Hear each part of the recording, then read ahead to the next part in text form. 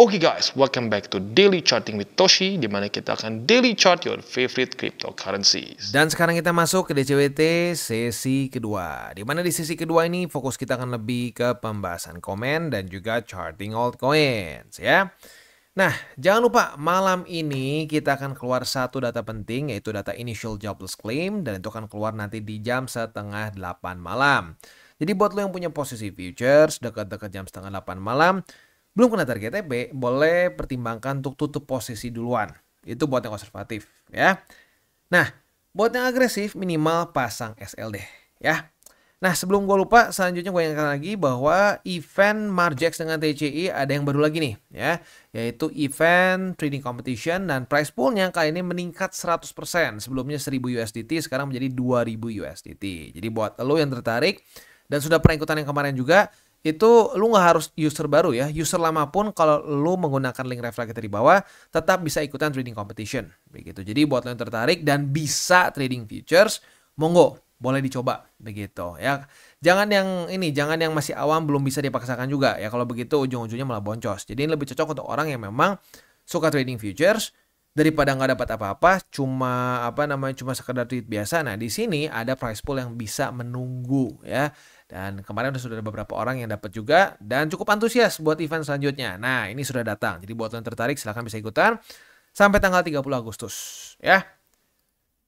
Next, langsung aja kita masuk dulu ke chartnya, dan kondisi BTC overall not bad at all. Apalagi setelah kita sudah tahu ya, ini sudah tanggal 7, di US pun sudah sama. Ya tadi pagi kan masih belum tuh, masih nunggu sampai jam 12. Dan Trump tuh sempat ngomong in effect di midnight ya, berarti di lewat jam 12 malam ya, atau ya lebih tepat 12 subuh lah. Nah, sekarang udah lewat nih, dan ternyata market tidak ngedam kan, atau at least belum terjadi pergerakan yang signifikan begitu. Jadi ya sekali lagi, tebak-tebakan gagal lagi kan. Ya gak sih? Tebak-tebakan gagal lagi. Yang kemarin di sini nebak bakal ngepam, taunya ngedam. Yang di sini tebak bakal ngedam, taunya enggak. Jadi ya udahlah ya, please jangan tebak-tebakan lagi lah begitu, karena udah 2 kali berturut-turut salah kan. Ya jadi ya udah. Ya gue harap udah cukup jerak lah begitu, karena kita sudah bahas di DCWT sesi pertama tadi ya. Itu nggak main-main loh, dalam 24 jam terakhir itu sekitar 60 juta USD ya, terakhir gue lihat ya, 60 juta USD terlikuidasi, dan itu hanya untuk posisi short saja begitu, belum termasuk yang longnya juga. Jadi ya banyak orang yang kayaknya ya itu dijadikan judi gitu. Dan ya udah, buat lu yang masuk ke dalam statistik itu yang kena liquid gara-gara ngebuka posisi short terutama ya, karena ngedengar banyak yang bakal ngedam, ya pembelajaran begitu. Karena gini loh, itu artinya lu ke liquid tanpa pergerakan yang ekstrim. Itu sudah sangat jelas sangat over leverage begitu. Jadi sudah melanggar aturan kedua dan ya melakukan perjudian gitu sebenarnya instead of investing. So stop, jangan nebak-nebak lagi ya. Sekarang tinggal bereaksi aja ke market. Mau turun boleh, mau naik boleh begitu ya. Apalagi nanti tanggal 12 juga ada lagi nih ya, urusan si Trump, atau lebih tepatnya bukan cuma Trump ya, urusan US dengan China. Itu deadline mereka untuk urusan tarif. Nah, di situ jangan tebak-tebakan lagi ya. Kayaknya kalau gue perhatiin ya, memang manusia tuh punya sifat suka menebak-nebak dan suka berjudi sepertinya. Nah, coba ditekan. Jangan sampai mau berjudi di market. Bereaksi aja dia ngapain ya. Dia turun dikasih kesempatan beli ya beli. Dia naik sampai ada SOP TP ya TP. Begitu ya. Sip, langsung aja kita masuk ke BTCD. Untuk BTCD kita bisa di sini mulai terjadi corrective movement lagi ke MA20 ya. Wah, Bang, BTCD turun nih Bang, apakah kita mau masuk ke altcoin season? Kita udah bahas dari kemarin-kemarin ya, kita sudah kembali ke lampu merah ya. Kenapa? Karena balance sheet turun lagi. Ya, balance sheet bukan cuma sekedar turun, tapi dibanting lagi. Mirip seperti di sini. Dan kalau lu lihat sendiri patternnya di sini ya, setiap kali terjadi bantingan, ya seringnya BTCD meningkat. Begitu. Ya, dan selain itu juga, kita sudah bahas juga mengenai fundamentalnya. Ya, the Fed ternyata tidak sesuai harapan. Kemarin kan Donald Trump ngomong bahwa oke, Bang Jerome sudah siap untuk menurunkan interest rate. Ternyata tidak kan. Nah, jadi balik lagi. Kemarin sempat lampu kuning, ya sekarang kembali lagi ke merah. Karena pada faktanya, atau lebih tepatnya fakta data statistiknya menunjukkan bahwa ya belum terjadi pivot. Selama belum terjadi pivot, ya jangan ambil resiko berlebihan. Jangan mencoba untuk mendahului market. Gitu. Gua tahu banyak sekali orang yang ingin mendahului market. Apa kabar bagi yang mendahului market? Ya hancur kan? Dari 2024 banyak sekali yang berusaha untuk mendahului market. Katanya Wah, jangan bodoh. Beli alts itu sebelum masuk ke altcoin season. Belinya waktu lagi BTC masih kuat. Jadi nggak akan telat. Ya sekarang gua tanya, yang udah beli alts gila-gilaan di 2024, sekarang gimana kondisinya? Yang portonya semuanya altcoins. Hancur. Gitu. Nah itulah ya. Itulah kalau tidak menggunakan fakta data statistik, bikin-bikin sendiri, begitu ya. Mendahului market, ya mendikte market harus ngapain, ya ujung-ujungnya merah merona gitu. Ya gua harap udah merah merona terus belajar, jangan cuma udah merah jatuh lagi dulu bang sama terus ya. Kita tuh manusia, kita dikasih nalar, ya kita bisa ada pattern recognition ya. Nah kalau udah nge-recognize gitu salah lagi ya jangan diulangin dong. Kita kan bukan keledai. Kalau keledai jatuh di lubang yang sama terus ya udah nggak apa-apa, memang begitu mungkin otak dia ya. Tapi kita nggak, kita manusia dikasih nalar. So dipakai sayang ya, jangan cuma dipajang aja tuh nalar ya. Oke, langsung aja kita ke komen yang pertama dari Megastore Comp. Kalau udah dikocok market, orang sehebat apapun, bener kata Toshi. Tebak ini benar lama-lama jadi hebat karena kena greed. Abis gara-gara ngeklaim hoki jadi skill. Ya intinya bener sekali ya, orang banyak yang gini loh. Mereka tuh meng-overestimate skill mereka. Begitu ya. Sekali hoki gitu ya. Wah hoki nih. Gua ada beli satu meme gitu. Misalkan ngepam. Wah gue cuan nih. Nah dia pikir di otaknya, oh gampang nih kripto, tinggal pilih-pilih asal, nanti ngecuan naik, pokoknya pasti semua ngecuan kan di bull market. Taunya enggak, faktanya tidak seperti itu. Jadi ya tebak-tebakan itu nggak akan pernah enak ujung-ujungnya. Walaupun lu bisa hoki, ya bisa sekali kok, hoki itu bisa terjadi. Tapi permasalahannya itu hoki itu sulit untuk diulang kan, maka namanya hoki. Kalau lu bisa diulang berkali-kali udah bukan hoki namanya, itu namanya skill. Nah gitu, ya benar sekali. Jadi ya coba introspeksi diri, kalau sampai pernah hoki benar tebak-tebakan, apakah bisa diulang lagi atau tidak? Begitu, ya. Sip. Next. Ini yang kelewat nggak? Oke, nggak. Next dari Edward. 2017 sudah kenal kripto. Andai ada atau ketemu mentor kayak gini, masa itu udah miliarder dah gua. Tapi oke, it's okay. Sekarang berasa udah ketebus kesalahan selama ini. Sejak ikut TCI, benar-benar adem dan sangat santai. Nambah muatan and gak pernah khawatir lagi. Terima kasih Matoshi, udah bersedia angkat aku jadi murid. Sejahtera selalu buat Matoshi. Amin, amin, amin, amin, amin ya. Ya, baik lagi gue udah bilang ya, ini ciri-ciri yang paling khas dari orang yang sudah mengerti cara trading ala TCI ya. Lu udah tenang, mau naik mau turun nggak pusing begitu. Ya karena kenapa ya? Berarti sudah diikutin kan rule-rule pentingnya. Seperti 3 golden rules, jangan pakai uang panas, jangan over leverage, berpikir jangka panjang. Lalu aturan 70-30 ya. Lalu mikirin mindset dulu dan seterusnya. Ya, itu udah ciri-ciri paling khas dan ini bukan cuma lu doang kok, dan ini sudah terjadi ke banyak orang yang awalnya juga ancur-ancuran begitu ya. Tapi baik lagi, di sini tidak ada namanya kita menjanjikan lu tiba-tiba bisa wah 100x 200x, enggak, itu tidak ada. Gini lah pokoknya, saat lu dijanjikan angka-angka besar itu lo harus siap bahwa kalau dikasih angka besar itu harus siap ke nol juga. Nah itu yang kadang-kadang nggak dikasih tahu begitu ya. Ya happy banget lah ya, semoga konsisten terus. Dan ya nanti di akhir cycle ini bisa menuai semua yang sudah lu tabur begitu ya. Sip. Happy banget gue dengernya.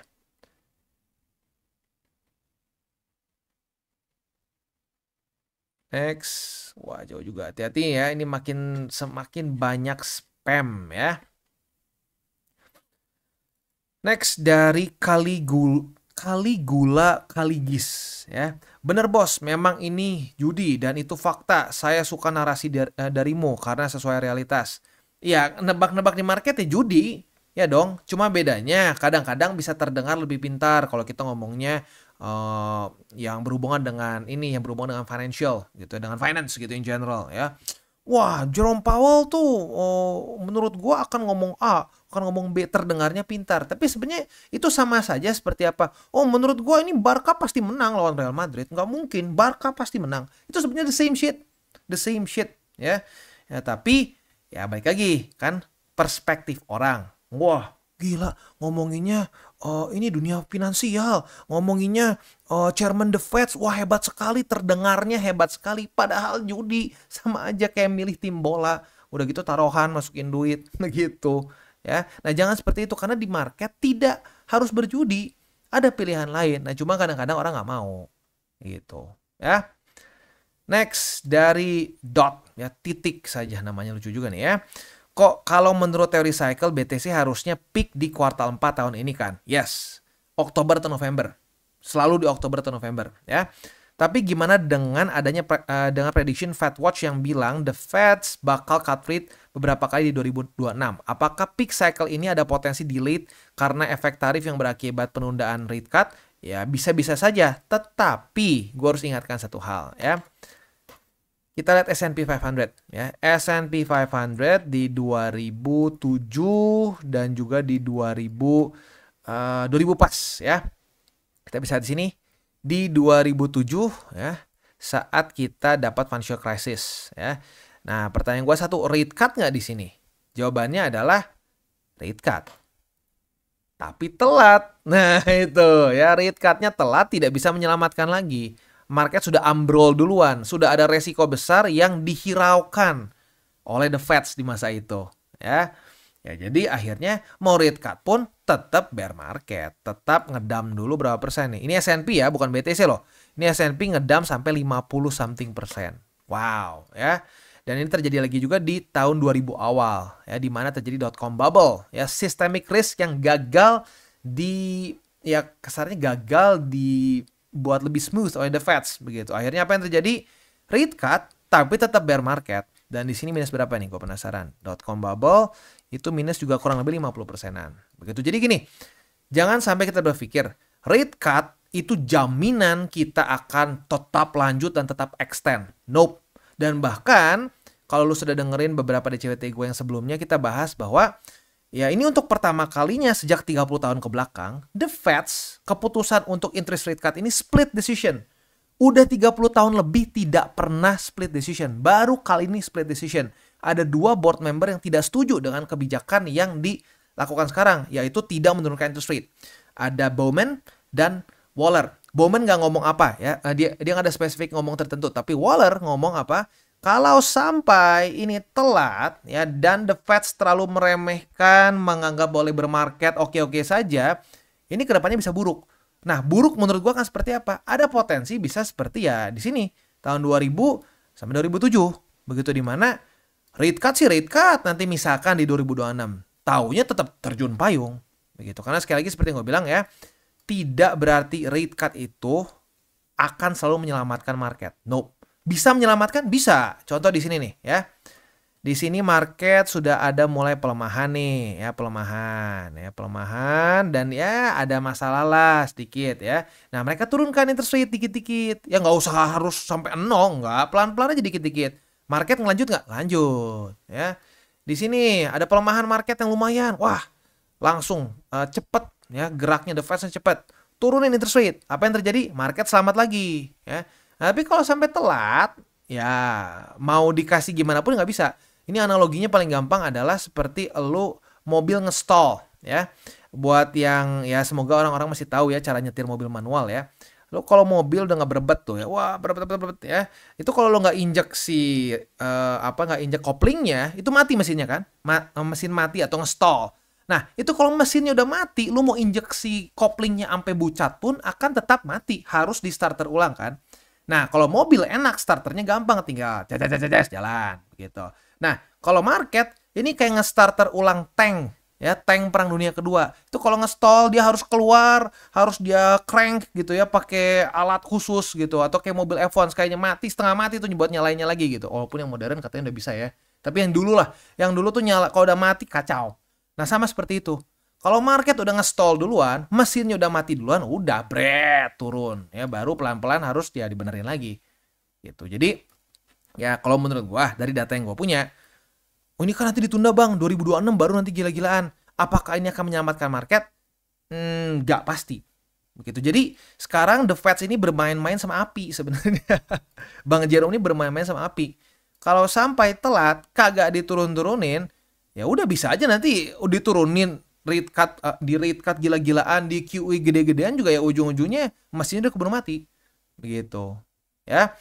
Ya, tapi ya baik lagi, seperti yang gue bilang tadi di depan, bisa saja extended, tetapi harus siap juga dengan data yang sudah ditunjukkan sebelumnya. Bahwa oke, bisa saja teori super cycle gara-gara rate cut ini nanti jadi lebih lama, tapi harus siap juga dengan fakta ternyata enggak, akan tetap nge-stall seperti di 2007 dan di 2000 pas ya di 2000. Nah, kalau gue pribadi akan menggunakan data yang kuat. Data kuatnya apa? Peak itu selalu di kuartal 4. Selalu di kuartal 4 dari post halving year. Ya, maka dari itu ya gue akan TP most of my portfolio ya di kuartal 4 tahun ini. Begitu. Ya. Itu kurang lebih jawabannya. Semoga bisa membantu ya. Pertanyaan bagus nih. Next dari Sofyan. Bang Toshi mau tanya, tahun ini kan belum ada cut rate ya. Jikalau September benar suku bunga turun, apakah BTC akan pump? Dan prediksi BTC akan di harga berapa? Makasih, salam tabur tuai. Kalau prediksi harga gue nggak pernah mau lah ya. Karena kenapa kita nggak pernah bisa tahu. Momentum dari setiap rally itu sangat sulit untuk ditebak. Begitu ya. Ya paling kalau lo mau ya satu-satunya cara yang masih oke lah menurut gue. Tapi nggak bisa dijadiin satu patokan pasti ya. Paling itu apa namanya Fibonacci. Begitu ya. Fibonacci misalkan di sini ya. Fibonacci retracement. Retracement terakhir kan di sini ya. Nah, kita coba ya seperti ini. Nah ya, paling masih ada beberapa level lain lagi lah begitu. Nah, itu bisa sampai ke atas. Nah, tapi kalau gue pribadi nggak terlalu suka pakai itu. Jadi kalau gue pribadi nggak akan ngomong, wah angka berapa gitu spesifiknya. Sangat unpredictable menurut gue. Jadi ya tunggu aja sampai dia nge-pump ya udah. Dan kalau sampai ada SOP TP ya TP begitu.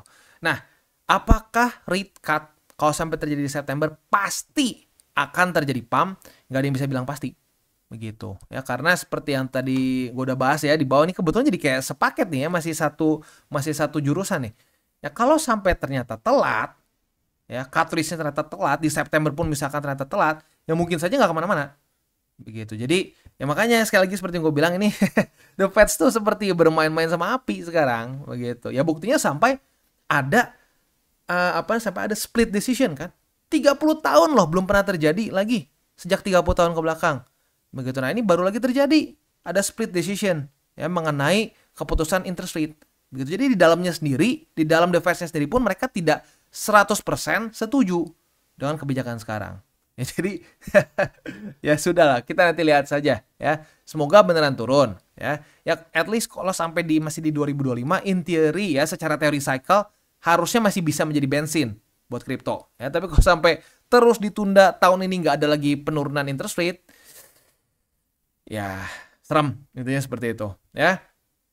Next dari Aprilia Nadia ya. Saat jiwa gambling keluar, video lu selalu jadi penenang. Wah mantap ya. Tapi kalau terlalu tenang jadi ditinggal terbang. Gak apa-apa lah, lebih baik tertinggal daripada porto kebakaran. Nah jadi gini ya, gue happy nih keluar jiwa gambling langsung video gue bisa menjadi penenang. Nah itu bagus ya. Nah, tapi gini, baik lagi harusnya nggak takut ketinggalan. Kenapa? Karena kan di video kita juga dijelaskan ya, DCA-nya di mana begitu. Jadi sebenarnya harus tidak takut ketinggalan ya. Ya tapi bagus lah ya. Jadi setiap kali mau melakukan gambling langsung ingat muka gua begitu. Ya jadi makanya mungkin itu ya penyebabnya gua disebut sebagai emak ya, emak-emak. Karena ya emak-emak kan sangat sering mengingatkan anaknya lah begitu, mengingatkan keluarganya lah begitu. Jadi mungkin saking sering diingatkan, lagi mau ngelakuin kesalahan langsung keluar muka gua gitu, atau lebih tepatnya keluar topeng gua tuh. Ya. Ya semoga bisa terus menghantui lah topeng gua setiap kali lu mau melakukan kegiatan-kegiatan yang berjudi ujung-ujungnya begitu ya. Sip, artinya sudah masuk ke alam bawah sadar. Mantap. Next dari Bro Bim Bim ya, Bang izin bertanya mumpung belum kejadian. Misal saya 60-40 kan terus odds-nya membesar. Nah otomatis saya rebalance dong. Apakah langsung masukin BTC atau tunggu support dulu? Kalau kemarin kan masih ada support yang dekat. Nah kalau nggak ada gimana? Ya lebih baik sih kalau belum ada ya jangan dipaksakan beli. Kecuali lu DCA murni ya. Tapi jujurnya nggak bagus sih DCA murni kalau lu punya odds ya. Jadi gue anggap lu pakai TA ya, pakai secara TA. Kalau secara TA, biarkan saja dulu di stablecoins. Biarkan dulu di stablecoins sampai ada kesempatan buat DCA lagi di BTC sehingga balance jadi 60-40. Begitu ya. Tuh, kan kurang lebih mirip-mirip tuh Bro Aina tuh ya. Kayaknya udah saking terlalu sering nonton TCI, jadi ya jawaban gue tuh gak akan beda jauh sama Bro Aina. Thank you Bro Aina, mantap ya. Nah, ini gue happy banget nih ya. Semoga semakin banyak lagi orang kayak Bro Aina yang mau saling membantu begitu dengan member-member yang mungkin masih lebih baru begitu, dan bisa saling berbagi pengalaman gitu. Karena ya lagi-lagi sebenarnya TCI itu ya tujuan utamanya adalah untuk supaya ya kita bisa sama-sama belajar begitu. Ya, dan yang melakukan tabur tuai ya seperti dilakukan oleh Bro Aina ini benar-benar tabur tuai. Lu menabur hal baik kan? Ya, ada orang ada pertanyaan nih, lu bantu untuk dijawab gitu ya. Sip. Beres, gitu aja kurang lebih untuk hari ini secara komen-komennya ya. Selanjutnya kita tinggal masuk ke buy limit, tetapi sebelum kita masuk ke buy limit seperti biasa gue akan disclaimer dulu bahwa semua konten dari TCI bukan financial advice, ini semua bentuknya adalah edukasi ya. Lalu bagaimana cara untuk mendukung TCI? Ada banyak caranya, lu bisa like our video, bisa share our video, atau juga bisa menggunakan link referral kita di bawah. Dan sekarang kita akan dengar loop sama dari sponsor kita pada hari ini. Oke, today's video is brought to you by Margex. Margex ini tentunya bukan lagi nama yang asing karena kita sering bahas di DCWT ya. Dan tentunya apa yang paling melekat sama Margex yaitu event prize pool kemarin ya. Kemarin cukup banyak yang tertarik untuk ikut dan sudah beberapa juga langsung mendapatkan manfaatnya ya. Dan ada beberapa yang nanya, "Bang, kapan Bang ada event lagi?" Nah, pertanyaan lo sudah bisa kita jawab sekarang. Sekarang sedang berjalan ya, berlangsung sampai tanggal 30 Agustus dan kali ini trading competition-nya ini lebih besar lagi price pool-nya, meningkat 100%. Waktu kemarin price pool-nya hanya 1000 USD saja, sekarang menjadi 2000 USD dengan tambahan 100 USD per volume 1 juta. Ya, jadi buat lo yang kemarin ngerasa, wah mantap nih ya ikutan trading competition dari Margex menguntungkan, monggo bisa ikutan lagi. Ini berlangsung sampai tanggal 30 Agustus dengan syarat yang sama seperti kemarin lah ya. Volume minimal 1 juta dan minimal 20 participants begitu ya. Jadi buat yang kemarin nanya-nanya, nah ini ya sudah ada lagi. Tapi gue ingatkan sekali lagi, buat yang sudah bisa trading futures, jangan dipaksakan. Karena kalau dipaksakan yang konyol juga. Kalau liquid ya jadi konyol. Tapi kalau memang lu sudah sering trading futures, dibandingin trading doang nggak dapat apa-apa, kalau memang volume lu cukup besar, nah di sini lu bisa mendapatkan lagi extra price pool gitu ya. Dan selain itu juga tentunya ada ini ya, ada juga 10.000 USDT worth of bonus ya, di mana lo bisa mendapatkan plus lagi tambahan 20% untuk deposit amount dengan menggunakan promo code Toshi Crypto. Jadi buat lo yang tertarik untuk coba silahkan karena ada 10.000 USDT dalam bentuk bonus yang siap lo bisa dapatkan ya. Nah, sekali lagi untuk yang ini sih bisa terus ya. Untuk yang ini bisa terus, tapi untuk yang trading competition ini sampai tanggal 31 Agustus. Sorry, bukan 31, tanggal 30 Agustus ya. Jadi buat lo yang tertarik, monggo bisa ikutan ya.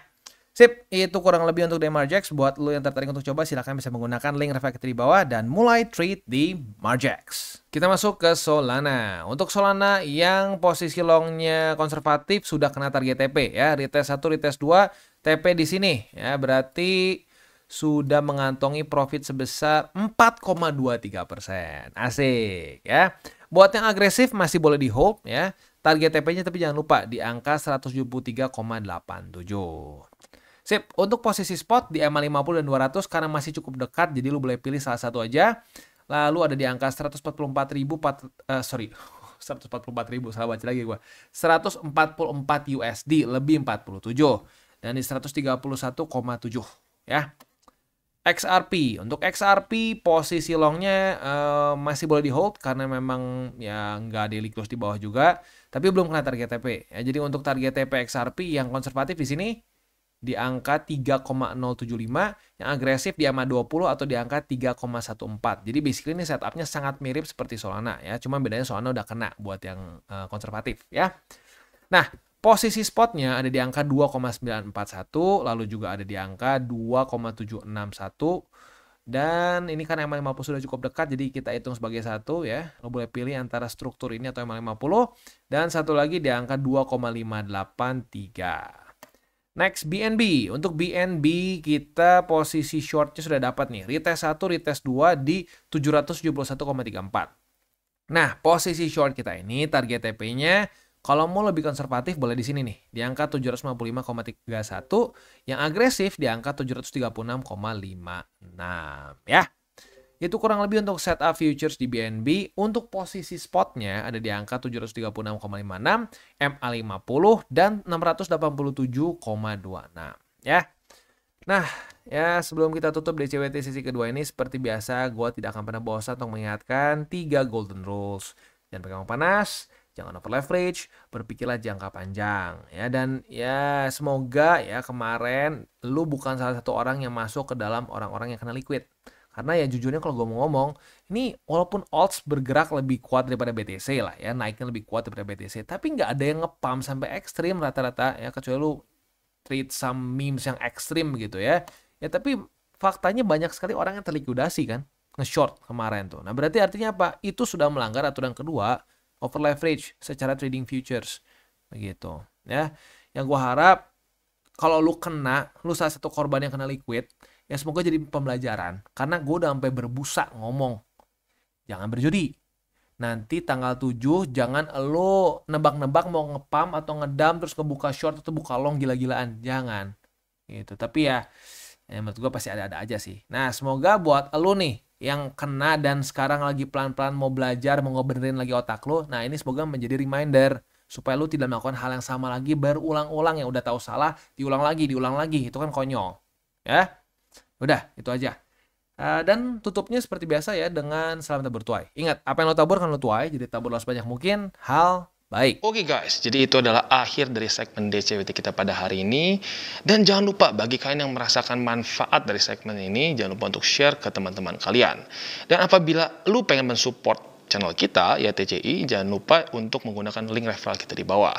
Nggak wajib ya, tetapi apabila lu menggunakan link referral kita di bawah, ada macam-macam ya, dari Bybit, Huobi, Maxi, toko kripto, dan banyak lagi ya. Ya, walaupun nggak wajib, tapi kalau menggunakan link referral kita, lu secara langsung membantu perkembangan dari TCI. Dan satu lagi, jangan lupa juga untuk join Telegram group kita, di mana kita bisa ngobrol-ngobrol santai mengenai dunia cryptocurrency secara dua arah. So, jangan lupa untuk like, subscribe, click the bell icon, and see you on the next video.